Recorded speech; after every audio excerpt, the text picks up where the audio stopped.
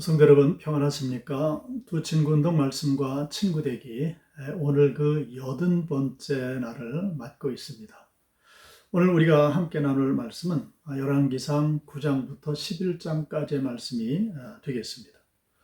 자, 여기서는 그 솔로몬 왕국의 최후의 모습을 보여주고 있습니다.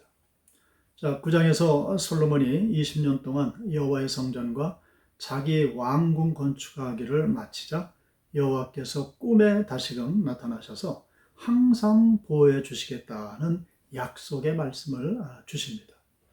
자, 그런데 그 약속에는 조건이 달려 있습니다. 그 조건은 바로 내 율례와 법도를 지키면 하는 것입니다.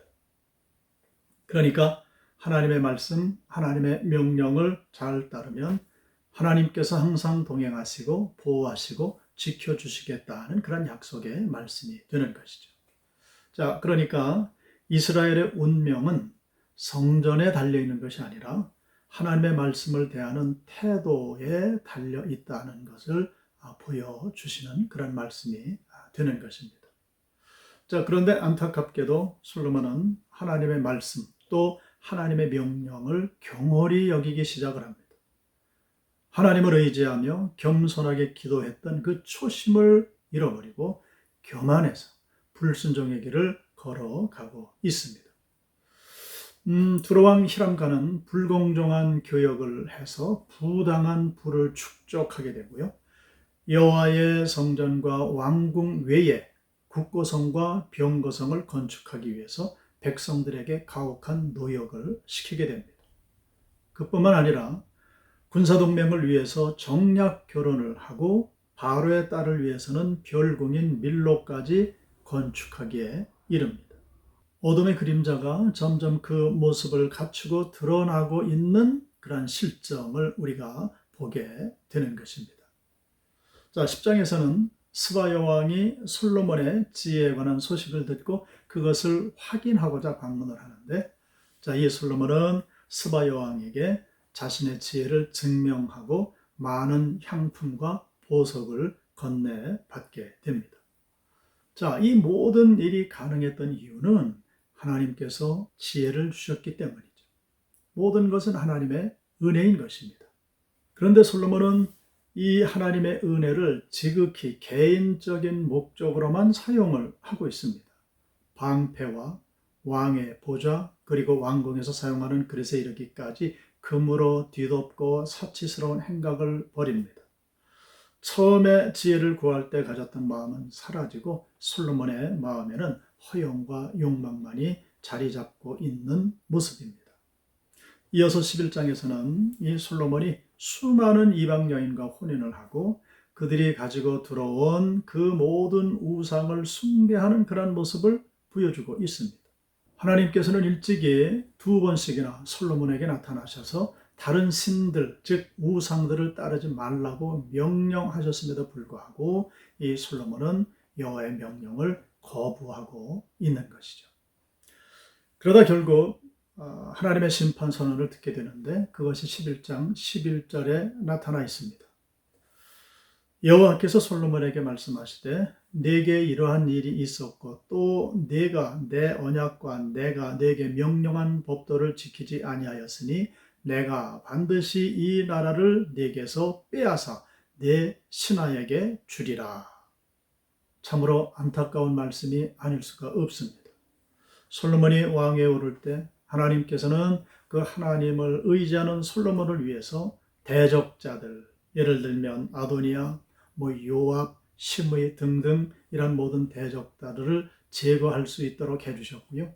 이스라엘에는 번영과 평화를 허락해 주셨습니다. 그런데 이 솔로몬이 마음을 돌려 하나님을 떠나자 이제 하나님께서는 친히 대적자들을 일으키고 계시는 거죠. 자, 11장 14절입니다. 여호와께서 에돔 사람 하닷을 일으켜 솔로몬의 대적이 되게 하시니 그는 왕의 자손으로서 에돔에 거하였더라. 자, 이 밖에도 에돔 사람 하닷을 대적자로 일으켰다고 기록되어 있고요. 그리고 수리아 왕 루손과 솔로몬의 신하였던 여로보암까지 대적이 되도록 하나님 일으켜 세우십니다.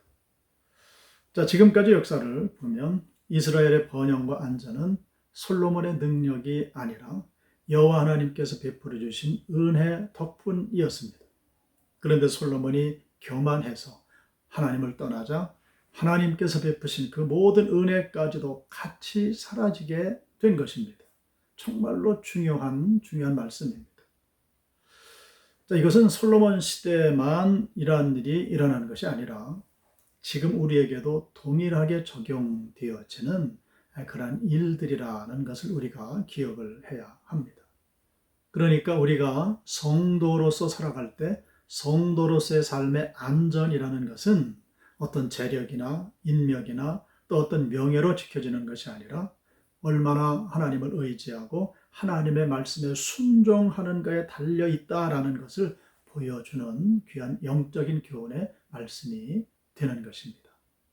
성도 여러분, 이 말씀을 기억하시고 오늘 하루도 하나님 편에 서셔서 하나님의 말씀을 청종하고 따르는 성도, 즉 하나님 우리에게 값없이 베풀어 주시는 그 은혜를 기억하고 감사하며 영광 돌리며 순종할 수 있는 하나님의 백성들이 되시기를 주님의 이름으로 축원합니다. 기도하겠습니다.